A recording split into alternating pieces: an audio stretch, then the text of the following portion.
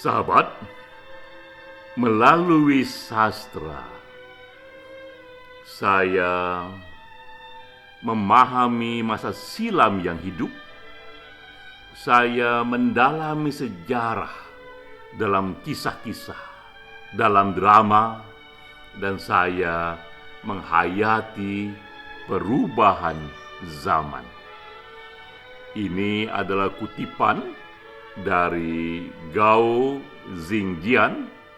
Ia seorang novelis dari Cina yang memperoleh hadiah Nobel untuk sastra di tahun 2000. Gao Xingjian sangat menikmati begitu banyak karya-karya novel yang menyimpan kisah-kisah sejarah di masa silam. Kutipan ini kuat sekali bagi kita untuk mengantar diskusi dan webinar minggu ini yang diselenggarakan oleh Perkumpulan Penulis Indonesia Satu Pena, webinar ke-17. Kali ini topik diskusinya adalah novel besar La Galigo. Ini novel yang sedikit orang tahu. Ini novel kelas dunia yang berasal dari Sulawesi Selatan, dari tradisi lisan abad ke-13-14, lalu dituliskan kembali sekitar abad-abad 19. Pembicara kita adalah sahabat kita sendiri, Profesor Nurhayati Rahman.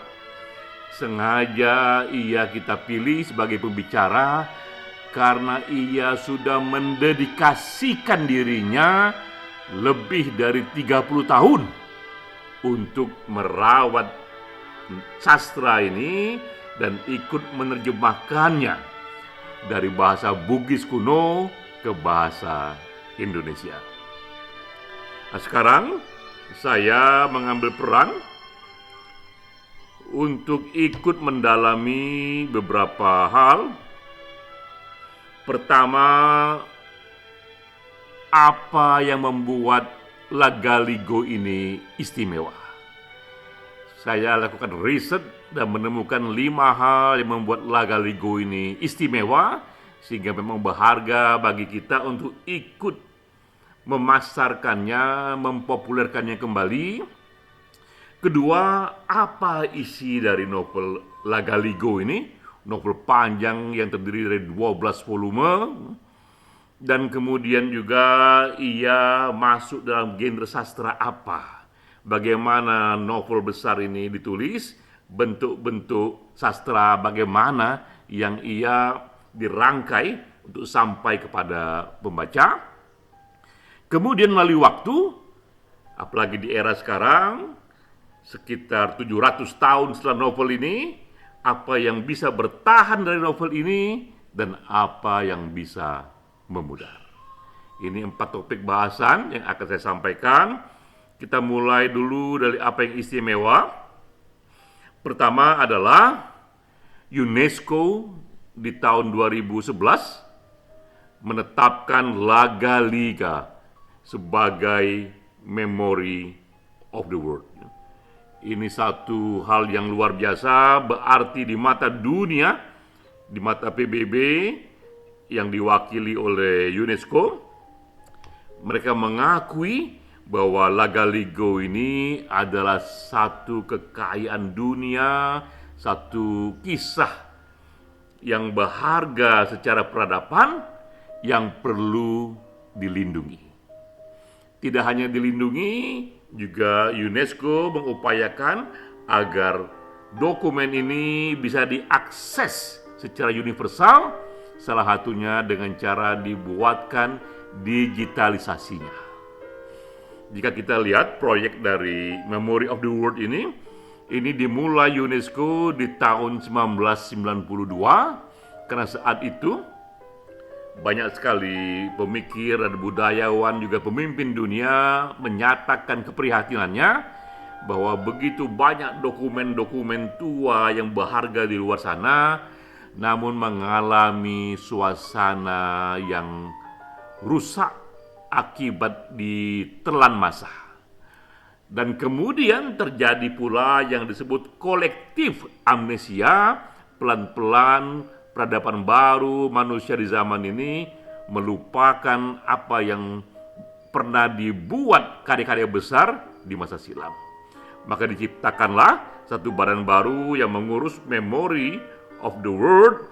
Ini proyek yang mencoba melindungi dan memberikan akses universal kepada dokumen-dokumen berharga yang tua-tua itu.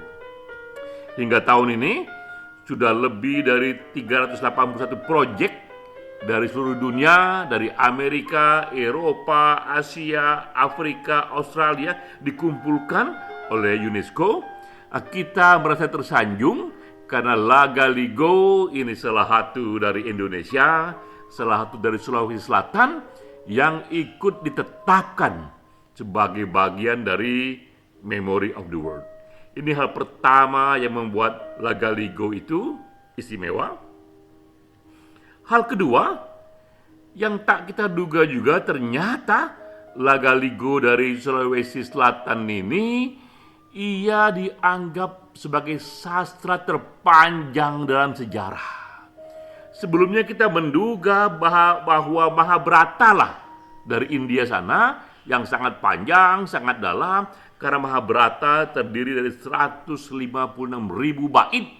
Begitu tebal kitab sastra Mahabharata ini, ternyata kita pun terpana yang kita punya dari Sulawesi Selatan, Lagaligo, itu ada 360.000 bait, berarti panjangnya 2 kali lipat lebih dari panjangnya Mahabharata, dan total yang tersisa sekarang ini sekitar 6.000 halaman.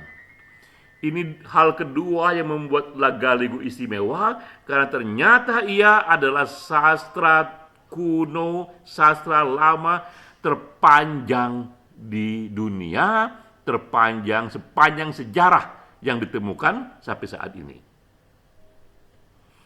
Nah, ketiga yang juga membuat kita merasa istimewa karena ia dipentaskan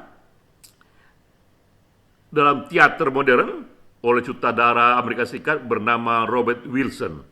Dan ini sudah dipentaskan ke berbagai dunia, tidak hanya di Asia tapi juga di Amerika dan di Eropa.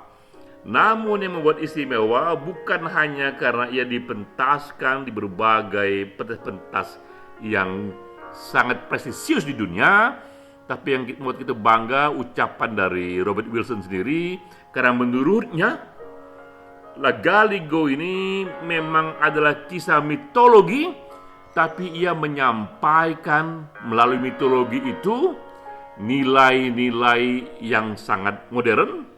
Itu nilai-nilai mengenai demokrasi, mengenai kesamaan gender. Sebagai misal, kisah penciptaan manusia pertama di bumi ini dikisahkan dalam Lagaligo itu tidak dibuat secara tunggal oleh satu kekuatan dewa yang tunggal, tapi ini diputuskan melalui musyawarah alam langit sana secara sangat demokratis, ya. Dan juga walaupun ini dilahirkan dalam tradisi lisan abad ke-14, namun tokoh-tokoh wanita dalam sastra ini itu tergambarkan sebagai tokoh-tokoh yang mandiri, tokoh-tokoh yang sekarang kita kenal, mereka yang mewakili figur emansipasi wanita. Kita pun kembali terpana di abad ke-14 di Sulawesi Selatan. Sastrawan besar di sana sudah menggambarkan dan mengidamkan, ikut juga mempopulerkan muncul karakter wanita yang mandiri. Juga melalui Robert Wilson yang membuat kita bangga dengan karya ini, karena menurutnya Lagaligo ini adalah sebuah ledakan kreativitas yang begitu dahsyat sehingga ia hanya bisa ekspresikan melalui gabungan antara gambar, musik, dan tarian. Karena kadang-kadang menurut Robert Wilson, kata-kata modern tak cukup kuat untuk bisa menangkap kekayaan batin dan dinamika yang ada dalam novel itu. Ini keistimewaan yang ketiga. Ini istimewa yang keempat adalah karya sastra ini tidak hanya menjadi karya sastra, tapi ia pun dijadikan kitab suci. Sangat jarang sekali kita melihat karya sastra yang ternyata dijadikan kitab suci.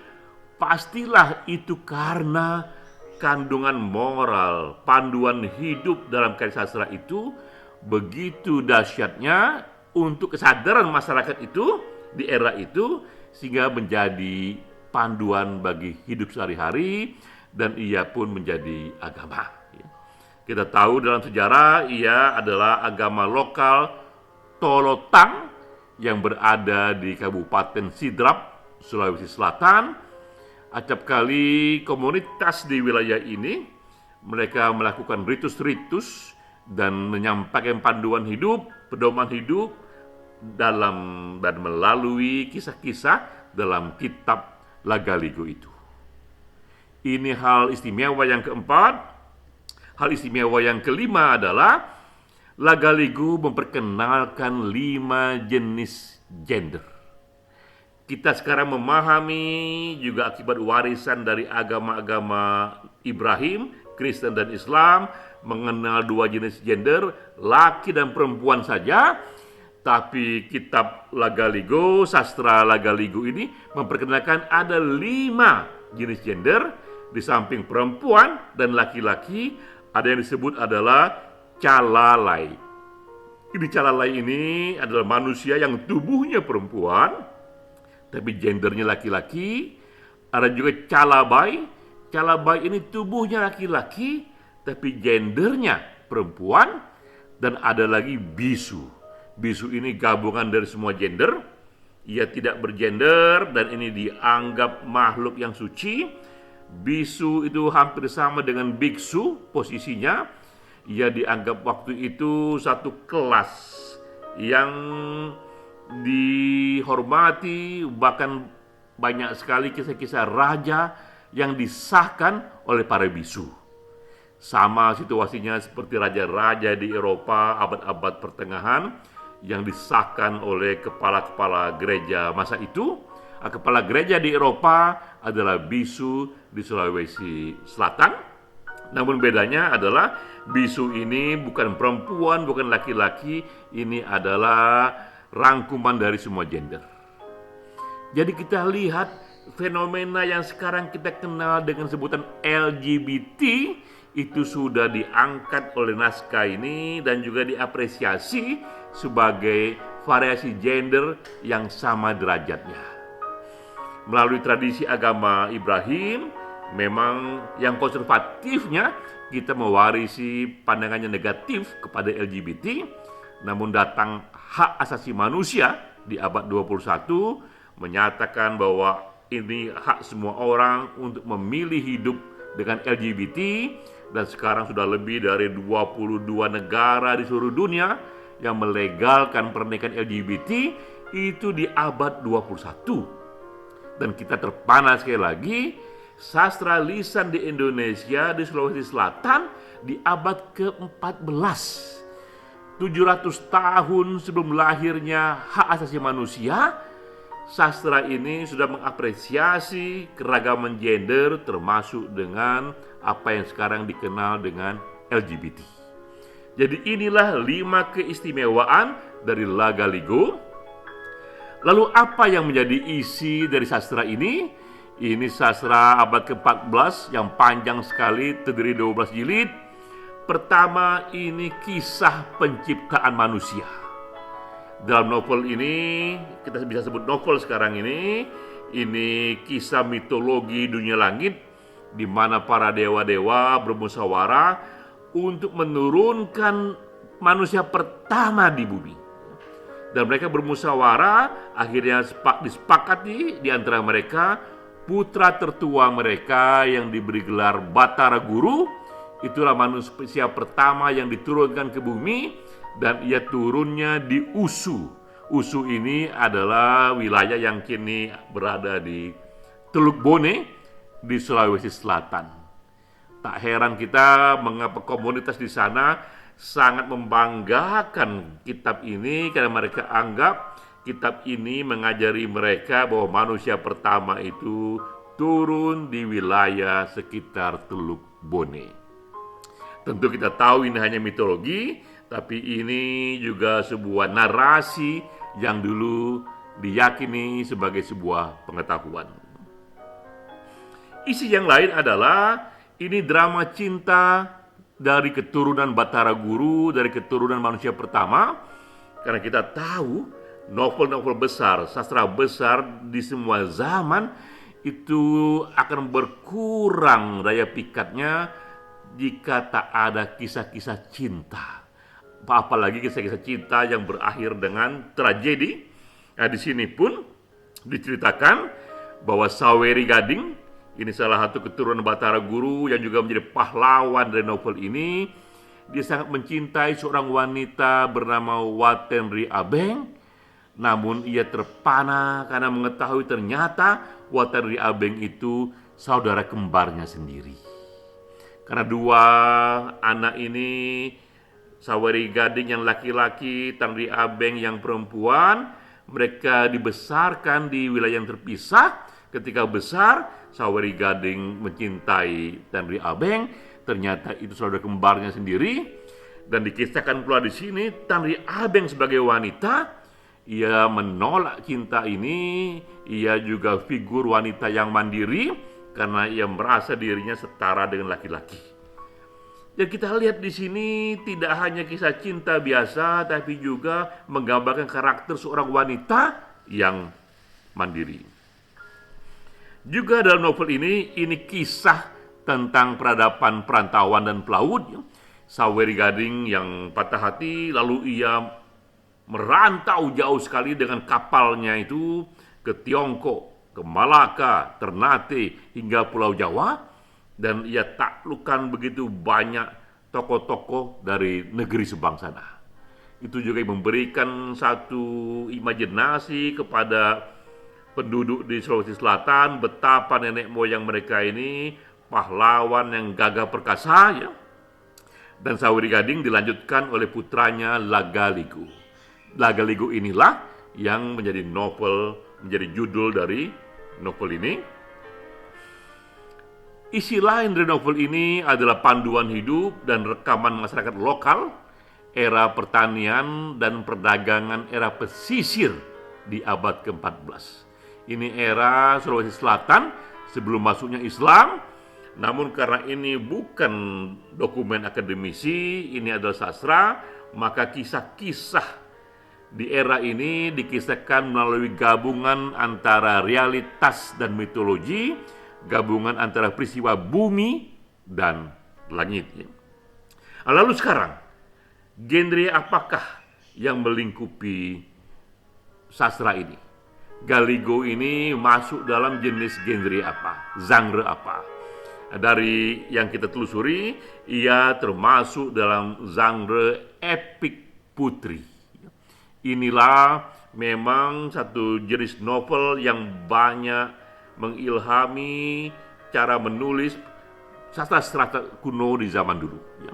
Ini genre yang berupa puisi naratif yang sangat panjang sekali, ratusan halaman. Juga di dalamnya ada kisah-kisah kepahlawanan yang luar biasa. Tokoh-tokoh yang maha perkasa, ia menaklukkan banyak hal, ia melindungi banyak hal, dan juga ia yang menyampaikan banyak sekali pesan-pesan moral yang menjadi panduan publiknya. Juga dalam genre ini diceritakan juga acap kali tokoh-tokoh pahlawan itu memiliki hubungan dengan dunia dewa-dewi, ya. Karena memang umumnya sastra di era ini ditulis ketika level kesadaran berada dalam level mitologi. Dan juga epik ini umumnya menceritakan narasi asal-usul manusia atau juga menceritakan identitas awal dari lahirnya sebuah bangsa. Inilah jenis epik putri yang juga melingkupi Lagaligo. Dalam contoh besarnya, epik putri ini adalah Epic of Gilgamesh. Ini novel yang minta ampun hebatnya, ya. dan dianggap sastra tertua yang ditemukan karena ia berasal dari Mesopotamia 4.000 tahun yang lalu. Saya sudah membaca Gilgamesh ini, di dalamnya ada banyak kisah-kisah yang juga mitologi, kisah manusia pertama, kisah banjir besar, dan ini sastra yang ada jauh sebelum lahirnya kitab-kitab suci agama Ibrahim, jauh sebelum Al-Quran, jauh sebelum Bible, bahkan jauh sebelum Torah. Yang kira-kira Torah itu yang paling tua sekalipun, itu lahir 3.000 tahun yang lalu, sementara Gilgamesh ini sudah ada 1.000 tahun sebelum Torah itu ditulis. Dan banyak sekali kisah-kisah di sini yang dianggap mengilhami kisah Adam dan Hawa, mengilhami kisah Nabi Nuh. Kenapa kita anggap ini mengilhami? Karena banyak sekali kesamaan antara kisah-kisah Adam dan Hawa dan kisah-kisah Nabi Nuh dengan kisah-kisah yang ada dalam Epic of Gilgamesh. Padahal kita tahu Epic of Gilgamesh ini sudah hadir 1.000 tahun sebelum datangnya Torah, 1.500 tahun sebelum datangnya Bible, dan 2.000 tahun lebih sebelum datangnya Al-Quran. Jadi itulah kehebatan dari Gilgamesh. Nah, ke depan, apa yang akan kita lihat dari Lagaligo ini? Naskah ini akan bertahan sebagai pertunjukan seni, sebagai teater, karena hal-hal yang kuno sekalipun, yang mitologis sekalipun, tetap digemari sebagai salah satu imajinasi yang bisa dikemas dalam bentuk pertunjukan seni modern. Ia pun akan tetap bertahan sebagai sastra kuno, akan memperkaya dunia tak hanya dengan Mahabharata, tak hanya dengan Ramayana, tapi juga ada di sana Lagaligo, juga dari ujung timur sana, Sulawesi Selatan. Dan ia pun akan bertahan sebagai dokumen sejarah untuk memahami kesadaran masyarakat lokal Sulawesi Selatan tempo dulu. Ini yang membuat Lagaligo akan bertahan. Namun juga ada yang akan memudar dari Lagaligo. Ia akan memudar sebagai narasi manusia pertama, karena akan dikalahkan oleh narasi dari agama Ibrahim yang mengisahkan sebagai kisah Adam dan Hawa, itulah manusia pertama. Juga akan dikalahkan oleh narasi ilmu pengetahuan yang mengisahkan datangnya manusia ini melalui evolusi dari hewan-hewan yang lebih rendah, ya. Jadi sekarang ini banyak sekali narasi untuk mengisahkan manusia pertama dari Lagaligo yang turun di Teluk Bone sana nampaknya akan memudar, dan ia pun juga Lagaligo akan memudar sebagai agama lokal dan panduan hidup, ya.